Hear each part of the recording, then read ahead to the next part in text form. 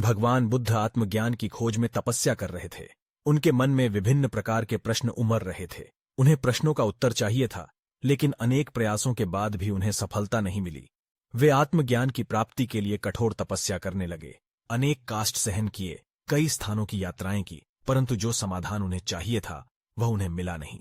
एक दिन उनके मन में कुछ निराशा का संचार हुआ। सोचने लगे, धन, माया, मोह और संसार, समस्त वस्तुओं का भी त्याग कर दिया, फिर भी आत्मज्ञान की प्राप्ति नहीं हुई। क्या मैं तभी आत्मज्ञान प्राप्त कर सकूंगा? मुझे आगे क्या करना चाहिए? इसी प्रकार के अनेक प्रश्न बुद्ध के मन में उठ रहे थे। तपस्या में सफलता की कोई किरण दिखाई नहीं दे रही थी, और इधर बुद्ध ने प्रयासों में कोई कमी नहीं छोड़ी थी। वे उदास मन से इन्हीं प्रश्नों पर मंथन कर रहे थे। इसी दौरान उन्हें प्यास लगी। वे अपने आसन देखा से उठे और जल पीने के लिए सरोवर के पास गए।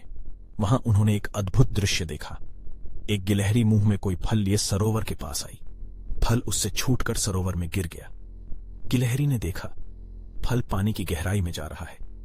गिलहरी ने पानी में छलांग लगा दी। उसने अपना शरीर पानी में भिगोया और बाहर आ गई। बाहर आकर उसने अपने शरीर पर लगा पानी झाड़ दिया और पुनः सरोवर में कूद गई। उसने यह क्रम जारी रखा। बुद्ध उसे देख रहे थे, लेकिन गिलहरी इस बात से अनजान थी। वह लगातार अपने काम में जुटी रही। बुद्ध सोचने लगे, यह कैसी गिलहरी है? सरोवर का जल यह कभी नहीं सुखा सकेगी, लेकिन इसमें इतनी हिम्मत है।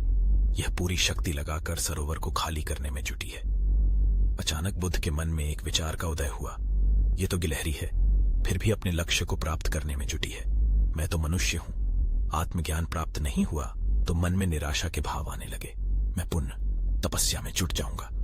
इस प्रकार महात्मा बुद्ध ने गिलहरी से भी शिक्षा प्राप्त की और तपस्या में जुट गए। वह दिन उन्हें आत्मज्ञान प्राप्त हो गया और वे भगवान बुद्ध हो गए।